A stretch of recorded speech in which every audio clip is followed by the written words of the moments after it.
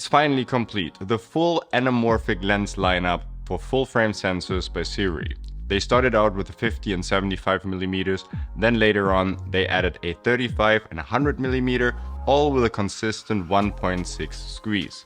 But now, just to add another special lens to it, they came out with a 135mm with a 1.8 squeeze, just to round up the lineup. And this is what we're going to review today, the RF 135mm anamorphic lens with a 1.8 squeeze factor and a T2.9. My name is Damien Cooper and welcome to Monkey Pixels.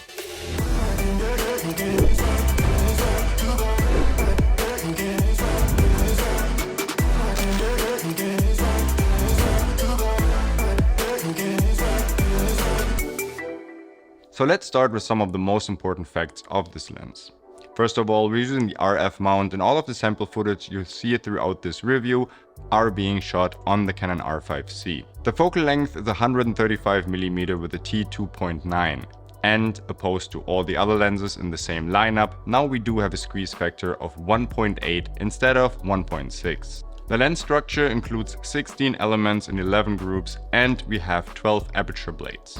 The lens is made for full-frame sensors, and we had absolutely no problem of covering the entire sensor of our Canon R5C. The minimum focus distance is around 3 feet or around 0.9 meters, and that is actually pretty close, but I will talk about this a little later. The focus angle rotation of the lens is 120 degrees. And a lot of people say that you should have a higher focus angle for being able to pull focus more precisely. Me personally, I like shooting handheld a lot, so I'm actually rotating the focus ring by hand, and that makes it so much easier if we do have 120. As a matter of fact, I think 120 degrees is perfect for that matter. And why I'm not using a follow focus when shooting handheld? You can check out a video right here where I'm talking about this in detail. I'm not going to lie, 135mm with 120 degree focus rotation is not easy, and it does need a little bit of practice and experience, but once you master it, I think it's totally enough and you can still make very precise focus movements. The lens does feature a 82mm filter thread, and that is very common for most of the filters that we have, so that is really appreciated. And when shooting on the R5C, we do need some ND filters, or in our case, we mostly shoot with ND filters as well as mist filters.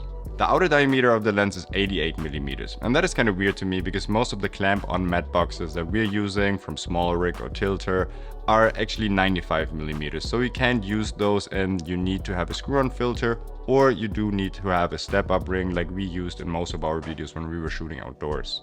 So now let's talk about the weight of the lens, and it differs from lens mount to lens mount. Our RF mount has about 1.3 kilograms, whereas other mounts go as low as 1.25 kilograms. And yes, this is still a very heavy lens, but compared to an anamorphic lens with 135mm, I think this is way on the low side. It might actually be the lightest lens in any kind of lineup for these specifications. With a very strong gimbal, you might even be able to fly it on a gimbal setup. With the RS2, it was just too front heavy and there wasn't enough space. With the RS3 Pro, you might actually be able to do it though. Now that we got the boring specs out of the way, let's talk a little bit more about the lens itself, especially the design as well as the build quality. First of all, I've been told that the entire lineup is color matched, so you have consistent colors either on the 35, 50, 75, 100 or now the 135mm. And this is something that I really appreciate, especially shooting multicam interviews or multicam scenes with different kind of lenses but the same cameras. It makes it so much easier if you do have consistent colors throughout the entire lineup. This is something I can't personally confirm because I only have the 135mm, but I'm probably getting the full lineup in the future, and then I will do some more comparisons. Another thing that's apparently also matched are the focus as well as the aperture gear rings, and that is also highly appreciated, especially if you're using a follow focus. Speaking of the gear and aperture rings, those are totally smooth, and they are just the right amount of smooth. They're not too loose so that you actually keep changing your focus or even your aperture while shooting because they're a little too loose, but they are very smooth, and we were using them with a follow focus as well as manually by hand, and it was working very smoothly, and we had no problem of either pulling the focus or changing our aperture. On the bottom of the lens, we do have a lens support holder, and for a lens with 1.3 kilograms on a lot of setups, this is actually recommended, especially also to not have a mount shift because there's a lot of weight hanging on your mount, so you might actually get a little bit of focusing issues if you're not using a proper lens support.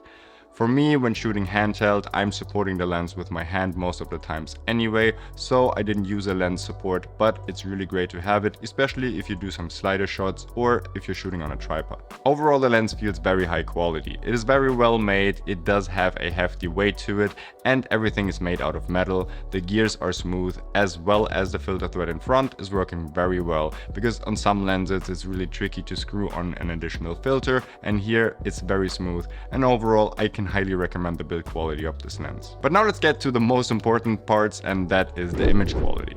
Now that we have a 1.8 squeeze factor instead of a 1.6 on the rest of the lineup, or even a 1.33 on the APS-C lineup, we do get the most anamorphic characteristics, and we do get the most anamorphic bokeh. And those anamorphic characteristics you can see the most when shooting at night with a lot of street lights in the back, and that is what we did. So here you can see that you do have an oval bokeh, and that looks very nice and is also very characteristic for anamorphic lenses.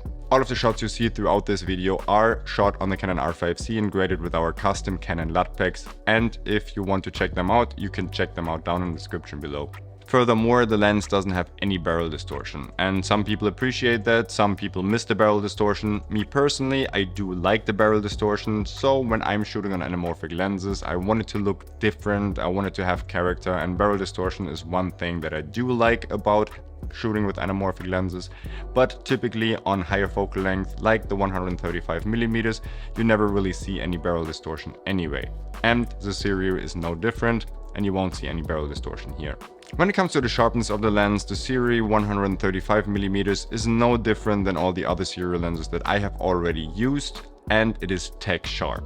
For me, it's actually a little bit too sharp, so we did soften it up with a 1/4 mist filter on all of our test shoots, because this is more of the characteristic that I'm looking for when shooting with anamorphic lenses. But if you do like sharp, then yes, the lens is for you. But since we can soften it up, that is actually a good mixture, because it's always easier to soften up a sharp image than to sharpen a too soft image. So here we get the best of both worlds, and overall, when you're looking for sharpness, the 135mm does not disappoint. So when I first recorded the review, I totally forgot to talk about focus breathing, so let's add this to this review. Yes, the 135mm does have focus breathing, which is kind of normal for lenses that are longer and are anamorphic. As a matter of fact, a lot of anamorphics have way stronger focus breathing than the 135mm by Sirui, and I don't mind that at all. I already talked about this. I do like a little bit of character and imperfections on anamorphic lenses, and focus breathing is one of those things, especially when you shoot a short film, for example, or anything narrative, and you rec focus from one person to the other. There is some focus breathing, and I do like to have this, and in my opinion, the focus breathing could be even stronger. But if you don't like focus breathing, keep that in mind. There's a little bit of focus breathing on the 135mm, but it could be a lot stronger.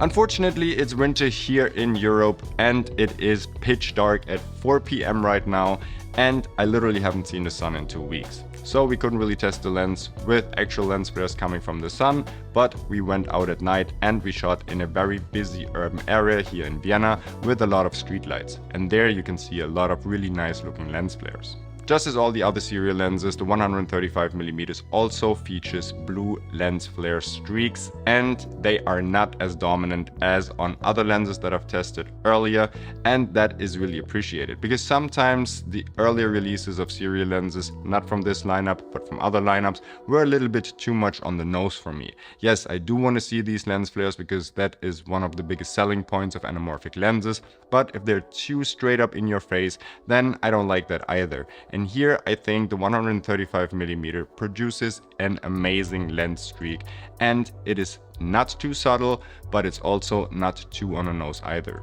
So overall, I really like the image coming out of the 135mm, and it's perfect for portrait shooting, and this is what we used it for the most with my friend Veronica, and this is what this lens is made for.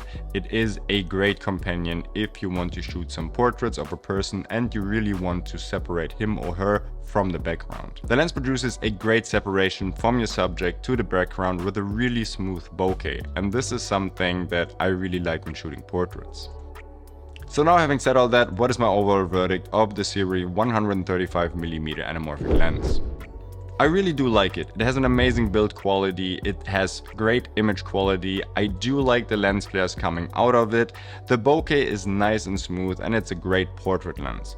If I had to say something about the lens that I didn't like is, I would like for it to have a little bit more character. I wouldn't mind some barrel distortion, I wouldn't like it to be a little less sharp on the edges, because this is what I'm looking for when shooting anamorphic. But if you do want to have a clean lineup of anamorphic lenses with great lens flares and a somewhat manageable close focus distance of about 3 feet, and for me personally this is way enough for a non-macro lens, then the 135mm is actually for you. Especially now with the 1.8 squeeze factor, we do see a little bit more of that anamorphic feeling and the oval bokeh.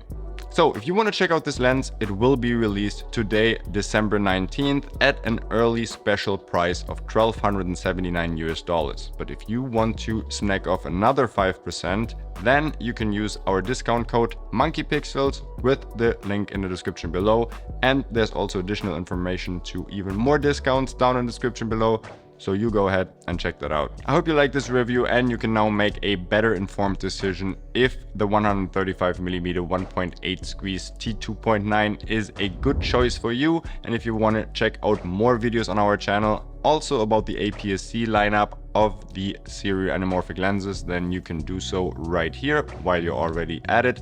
And I would like for you to give this video a thumbs up because it really helps the channel grow. Subscribe for more, and I hope to see you on the next one.